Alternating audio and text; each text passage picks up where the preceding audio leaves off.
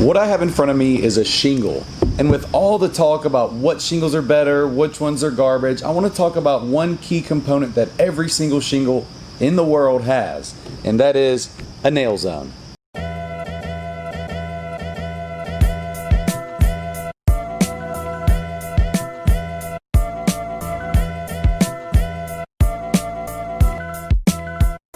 The nail zone is probably the most important component of any shingle out there. It is a strip that is designed solely for one purpose. This is the strip where nails must be installed when you install the shingle. And if the nails are installed improperly, it can cause your entire roof to fail. You see, different shingles have different size nail zones. In this case, I'm holding an Atlas Pinnacle Pristine shingle, which has the largest nail zone in the industry. It has a full 1.5 inch nail strip. This allows for an efficient installation. The guys can move quicker up on the roof, but also ensures that every single nail is driven in the right spot. So you might be wondering, why, with all this other space on the shingle, is the nail zone so important? Well, that's a great question. Atlas has designed their nail zone to rest on top of the common bond. If you look at this shingle up close, you will see that it consists of 2 layers stuck together. The nail zone on the Atlas shingles are directly on top of the common bond area. This means that with each nail we drive in, we are hitting both layers of the shingle, resulting in a tight installation with no risk of the shingle sliding off. So let's talk about what can go wrong if you don't hit the nail zone. There are 2 conditions I want to talk about. Number 1, high nailing, and number 2, low nailing. In a high nailing situation, the nails are installed high above the nail zone. This is a rookie mistake that can cause your shingles to start sliding off, resulting in a roof that does not live up to its full potential. We see this all the time in new construction, and happens because the roof installers have no idea what they're doing, or they're just plain lazy.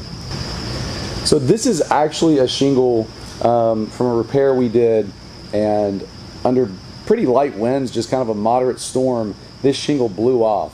When we found this on the ground, we noticed something very interesting.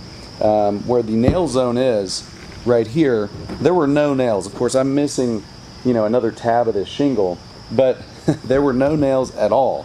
But you can see at the top here, it's like they were just nailed on the top, or maybe this shingle wasn't even nailed at all, and the shingle above it was holding this one in. But this is what we would call an extreme high nail situation. This is garbage. The second bad situation is a low nail. This is when the nail is installed below the nail zone.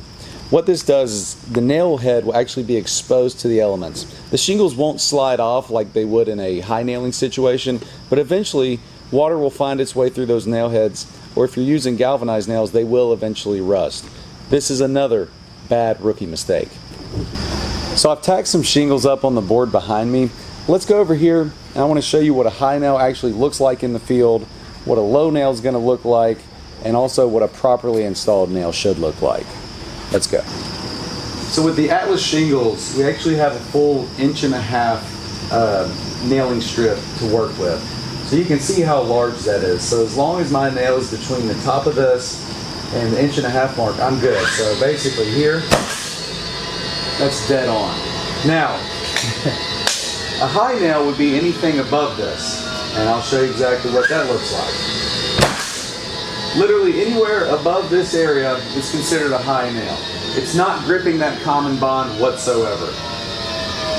Low nails are pretty self-explanatory. It's literally anywhere below.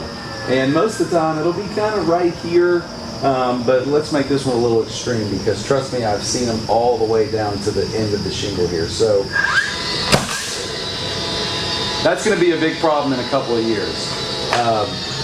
This nail head is going to be completely exposed, it's going to rust out, and it's going to start leaking. I actually did a couple down here, and I don't know if you can see, but you can see more than half of this nail is exposed.